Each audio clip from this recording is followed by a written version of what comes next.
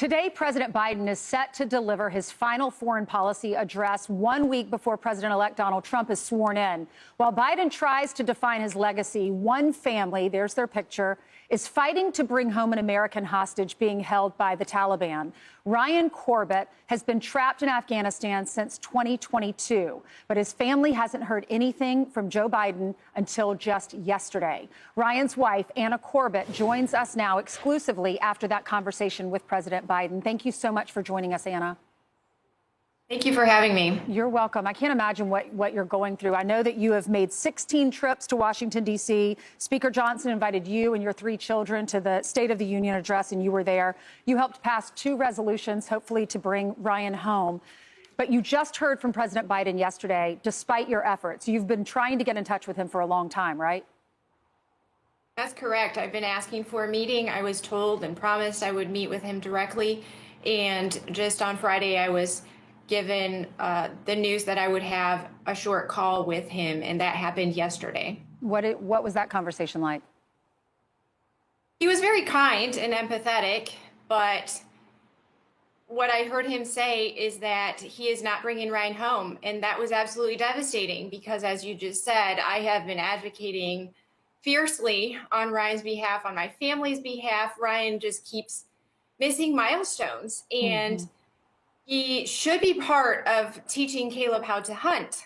Caleb shot his first buck last year without Ryan, and Kezia was voted prom queen without Ryan, and Kezia graduated from high school without Ryan, and it is getting too long. And to hear after all this effort that there is a deal on the table, there is a way to bring Ryan home, and it's not being taken is incredibly crushing to our family. Yeah, Anna, there were reports that surfaced last week about a deal to trade 3 American hostages, one including Ryan, for one of the prisoners at Gitmo with ties to Osama bin Laden. I know that you went down to Palm Beach. You're from New York. You went down to Palm Beach. You camped out in front of Mar-a-Lago, and Donald Trump got word that you were there. What happened next?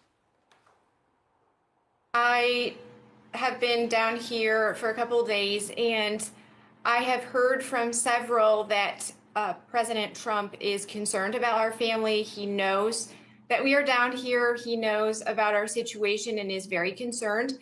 And amazingly, yesterday he sent his incoming national security advisor to meet with me where I was. And incoming national security advisor Mike Waltz actually gave us more than an hour just listening to our story and hearing about the situation. It was just mind-blowing because it took 16 months to actually get a meeting where I traveled to D.C. to meet with the current national security advisor, Jake Sullivan. And this shows that President Trump is very concerned, is wanting to prioritize our family. I know he's tough. He wants to make deals.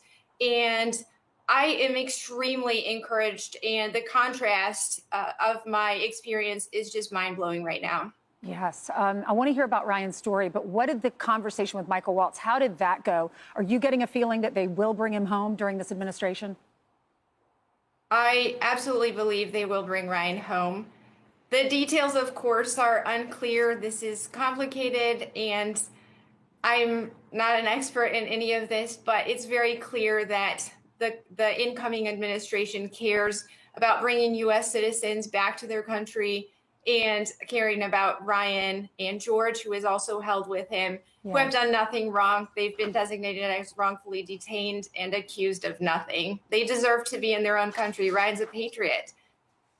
Tell me Ryan's story. What happened? I know he was there on a 12-month visa, and he was returning there, I think, to help train the staff of a business that he started there in Afghanistan in 2017. He and a coworker, a colleague from Germany, they were both captured.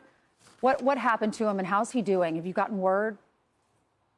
That's correct. So he has been held now for 886 days. We lived in Afghanistan as a family, loved the people, and had to evacuate when the Taliban took over. But Ryan kept his business open, and that's why he returned to Afghanistan.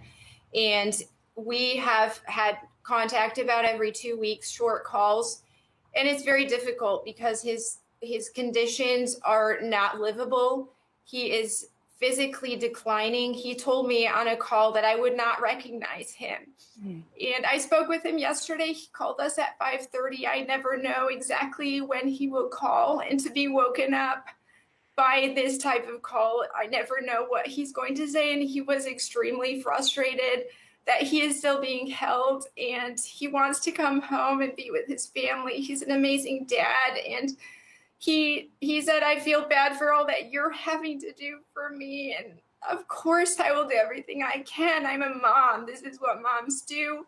And I want my children to have their dad back, to be part of their lives. Yeah, Anna, we're all praying for you. Everyone watching, say a prayer that we can bring Ryan home safely so that he can be a father and a husband. You clearly are an amazing wife. He's so blessed to have you in his life. You're a fighter. Keep fighting. Thank you so much, Anna. Thank you very much.